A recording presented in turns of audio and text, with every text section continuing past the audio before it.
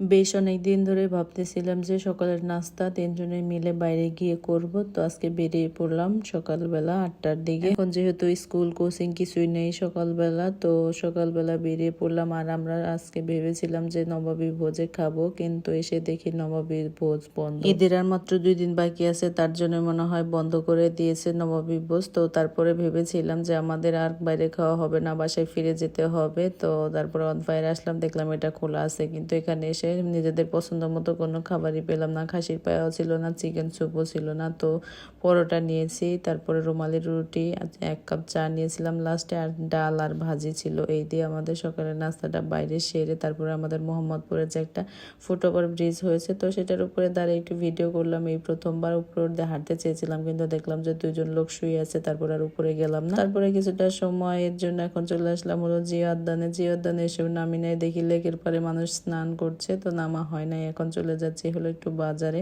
আর এই যে গাছের যে সুন্দর সুন্দর ফুল ছিল সেটা ঝরে অনেকটা পড়ে গেছে, এখনো গাছের সৌন্দর্য আছে, সবুজ আর সবুজ।